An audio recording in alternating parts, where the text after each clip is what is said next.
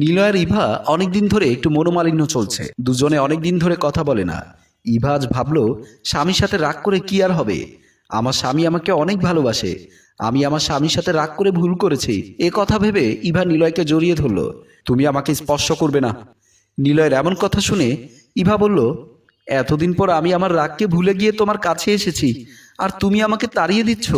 নিলয় বলল, সব সময় যে তোমাকে আমার স্পর্শ করতে দিতে হবে এমন তো কোনো কথা নাই, সকাল হলে আমার অফিসে যেতে হবে, এখন তুমি আমাকে ডিস্টার্ব করবে না। নিলয়ের মুখে এমন কথা শুনে ইভা বুঝতে পারল নিলয়ের এখনো রাগ ভাঙেনি, তাই ইভা বেশি কথা না বলে অন্যদিকে মুখ ঘুরে শুয়ে পড়ল। নিলয়ের মতো শুয়ে পড়ল, দুজন দুদিকে করে শুয়ে রইল। পরের দিন সকাল হলে ইভা রান্নাঘরে কাজ করছিল, নিলয় অফিসে চলে গেছে। ইভা রান্না করে দাঁড়িয়ে ভাবছে, নিলয় এতটা বদলে গেল কি করে, নিলয় তো এমন ছিল না। এমন সময় রান্নাঘরে আসলো দোলা বেগম। রান্নাঘরে এসে দেখতে পেল ইভা মন খারাপ। ইভাকে জিজ্ঞেস করলো, তোমার মন খারাপ কেন? ইভা তখন কোনো কথা বলছিল না, চুপ করে দাঁড়িয়েছিল। দোলা বেগম বলল, আমি বুঝতে পেরেছি নিলয়ের সাথে তোমার ঝগড়া হয়েছে। আসলে তোমার স্বামী নিলয় ছেলেটা বেশি একটা ভালো না। তুমি জানো নিলয় বিয়ে করার আগে আমার ছোট মেয়ের পেছনে পেছনে ঘুরেছে। আমি তো সাফ সাফ আমার ভাইকে না করে দিয়েছিলাম, নিলয়ের সাথে আমার মেয়ের বিয়ে দেব না। নিলয়ের চরিত্র খুবই খারাপ ছিল, মেয়ে মানুষ দেখলে হা করে তাকিয়ে থাকতো। আমার তো মনে হয় এখন নতুন কাউকে ধরেছে, নয়তো পুরনো কাউকে পেয়েছে। দোলা বেগমের এমন কথা শুনে ইভা একটা কথাও বলেনি। দোলা বেগম বুঝতে পারলো এখানে দাঁড়িয়ে বেশি কোনো কথা বলা যাবে না। তারপর দোলা বেগম রান্নাঘর থেকে বেরিয়ে আসলো। ইভা মনে মনে ভাবছে, তাহলে এই জন্যই নিলয় আমার সাথে এমন করে। যদি নিলয় আমাকে ভালোবাসতো তাহলে আমার সাথে এমনটা করতে পারতো না। যদি নিলয় অন্য কাউকে সত্যি ভালোবাসে তাহলে আমি নিলয়কে ছেড়ে কথা বলবো না। দোলা বেগম ড্রয়িং রুমে এসে দেখলো তার বড় ভাই মোমেন সাহেব বসে আছে। দোলা বেগম মোমেন সাহেবের পাশে গিয়ে বসলো। মোমেন সাহেব দোলা বেগমকে খুব একটা বেশি পছন্দ করতো না, তাই দোলা বেগমের দিকে হা করে তাকিয়ে আছে। দোলা বেগম বলল, এতদিন পর আমি তোমার বাড়িতে এসেছি, তুমি আমার দিকে এমন করে তাকিয়ে আছো কেন? মোমিন সাহেব বলল, আমি তো তোকে আমার বাড়িতে আসতে বলিনি, তুই কেন আসলি? আমি তো চাই তুই আমার বাড়িতে না আসিস। দোলা বেগম বলল, তোমার কথা শুনে আমি অনেক কষ্ট পেলাম। মোমিন সাহেব বলল, আমি জানি তুই কোনো কষ্ট পাসনি, তোকে ছোট থেকে অনেক বুঝিয়েছি তোর অভ্যাসগুলো পাল্টে ফেল, কিন্তু তুই নিজেকে শুধরাতে পারিসনি। এমন সময় কাজের ছেলে সাইফুল চা নিয়ে আসলো। সাইফুলকে দেখে বলল, কাজের ছেলেটা অনেক কাজের। আমার বাড়ির কাজের ছেলেটা একদম কামচোরা, একদমই কাজ করতে চায় না। সাইফুল মনে মনে বলছে, বাড়ির মালিকদের এই একটা স্বভাব, সুযোগ পেলে কাজের লোকের বদনাম করে, কিন্তু আমাদের বাড়ির মালিকটা অনেক ভালো, কখনো আমার নামে বদনাম করে না। এমন সময় মোমিন সাহেব বলল, আমি কি তোর কাছে শুনতে চেয়েছি তোর বাড়ির কাজের লোক কেমন?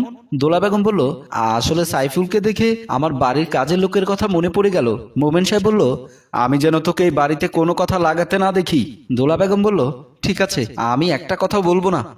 এ কথা বলে দোলা বেগম যখন চা মুখে দিল ঠিক তখনই বলল, সে সে সে সে সে এইটা কোনো চা হয়েছে? একদম বাজে চা হয়েছে, আমাদের বাড়ির কাজের লোক এর চেয়ে ভালো চা বানাতে পারে। তখন কাজের লোক সাইফুল বলল, এই চা আমাদের ভাবি বানিয়েছে। তখন দোলা বেগম বলল, আমার মনে হয় বাবার বাড়িতে বেশি একটা কাজ কাম করেনি, তার জন্য হয়তো এমন করে চা বানিয়েছে। এমন সময় মোমেন সাহেব চোখ বড় করে তাকালো। দোলা বেগমের সব কথা বন্ধ হয়ে গেল।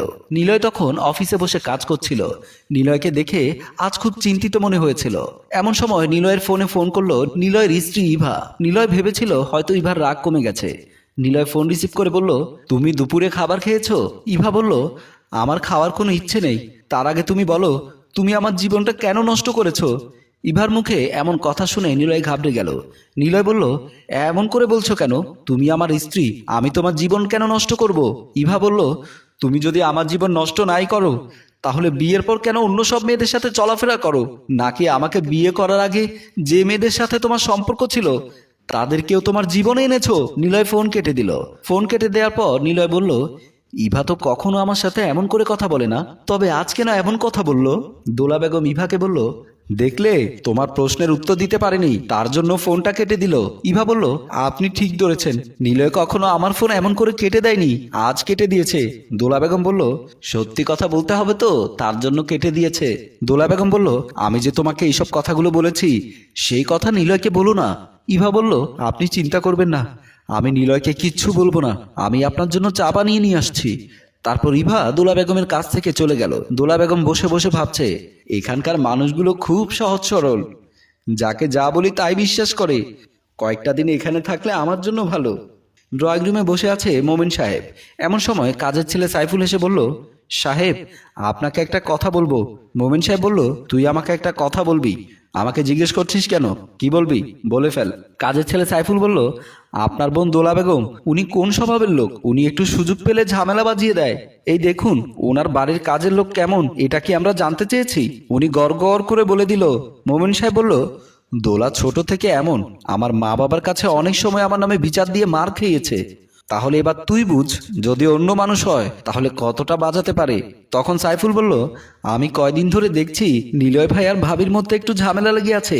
এই সুযোগ নিয়ে যদি আপনার বোন তাদের ভেতর কোনো ঝামেলা বাজিয়ে দেয় তাহলে তো সংসারটা নষ্ট হয়ে যাবে। মোমিন সাহেব বলল, যদি আমার সংসারে আগুন লাগায় তাহলে আমি আমার বোনকে ছেড়ে কথা বলবো না।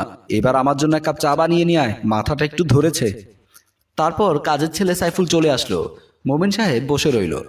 রাতের বেলা ইভা বিছানার উপর বসে আছে, নিলয়ের জন্য অপেক্ষা করছে। নিলয় কখন আসবে? ইভার সাথে নিলয় সারাদিন অনেক রাগারাগি হয়েছে।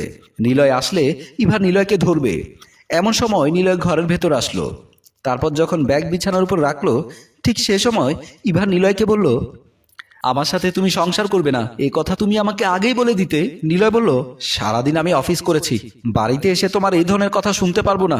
ইভা বলল, কেন শুনতে পারবে না? তোমার শুনতে হবে। তুমি যদি ভুল করে থাকো তাহলে তোমাকে শুনতে হবে। নিলয় বলল, আমি কোনো ভুল করিনি। ইভা বলল, বউকে ঠকিয়ে অন্য মেয়েদের সাথে গোপনে সম্পর্ক রাখা এটা কি ভুল না? নিলয় বলল, আমাকে কোনো রকমের এমন অপবাদ দেবে না, আমি এই ধরনের অপবাদ আমি শুনতে পারবো না। ইভা বলল, তোমার মানতে হবে না, আমি তোমার সংসার করব না। নিলয় বলল, তুমি যদি আমার সাথে সংসার না করো তাহলে চলে যেতে পারো। ইভা বলল, কাল সকাল হলে আমি চলে যাব। পরের দিন সকাল হলেই সবাই ড্রয়িং রুমে দাঁড়িয়ে আছে। মোমিন সাহেব বলল, আমার বাড়ির বউ চলে যাবে? এটা হতে পারে না, তুমি এই বাড়ি থেকে যেতে পারবে না, আমি তোমাকে যেতে দেব না। ইভা বলল, বাবা আমি আপনার ছেলের সাথে সংসার করতে চাই না, আমি আপনার ছেলেকে বলে দিয়েছি। দোলা বেগম বলল, আচ্ছা বউ যদি সংসার করতে না চায় তাহলে বুঝতে হবে হয়তো ছেলের কোনো সমস্যা আছে, না হয় বৌমার কোনো সমস্যা আছে। কাজের ছেলে সাইফুল দাঁড়িয়ে মনে মনে ভাবছে, সমস্যা তো আমার মনে হয় চুতিয়াবাজ মহিলার। মোমিন সাহেব বলল, বৌমা তুমি যদি আমার ছেলে সংসার করতে না চাও আমার ছেলের দোষ দেখিয়ে তারপর যেতে হবে। ইভা বলল, আপনার ছেলে আমি ছাড়া অন্য কোনো মেয়ের সাথে সম্পর্ক আছে? মোমিন সাহেব বলল, আমার ছেলে এমন কোনো কাজ করতে পারে না। দোলা বেগম মনে মনে বলছে, আমি কি বিপদে পড়ে গেলাম? আল্লাহ আমাকে বিপদে ফালাইও না। যদি বিপদে না পড়ি তাহলে কাল এখান থেকে গিয়ে আমি ফকিরকে 3 টাকা ভিক্ষা দেব। এমন সময় মোমিন সাহেব বলল, আমার ছেলে যে অন্য কারোর সাথে সম্পর্ক আছে এটা তোমাকে কে বলেছে? ইভা বলল, দোলা ফুফু আমাকে বলেছে। দোলা বেগম এবার বিপদে পড়ে গেল। দোলা বেগম পাল্টি নিয়ে ইভাকে বলল, বোমা তোমার দোষ আমার উপর দিচ্ছ কেন? ইভা বলল, ফুফু আপনি আমাকে যা বলেছেন তাই আমি বলেছি। এমন সময় মোমিন সাহেব বলল, আমি আগে বুঝতে পেরেছি, তুই যখন এখানে এসেছিলি তখন বুঝতে পেরেছিলাম কিছু না কিছু ঝামেলা বাজিয়ে দিবি। মোমিন সাহেব বলল, সাইফুল আমার বোনের কি বিচার করা যায়? সাইফুল বলল, আমাদের গায়ে এমন বিচার হতো গলায় জুতার মালা দিয়ে সারা গায়ে ঘুরাতো, আমার মনে হয় তাই করা উচিত। যা একটা জুতার মালা নিয়ে আয়। তারপর জুতার মালা আনতে গেল সাইফুল। দোলা বেগম বলল, ভাই আমাকে মাফ করে দাও। মোমিন সাহেব বলল, আমি যদি তোকে আজ মাফ করে দেই তাহলে তুই সুযোগ পেয়ে যাবি। এমন সময় সাইফুল জুতার মালা নিয়ে আসলো।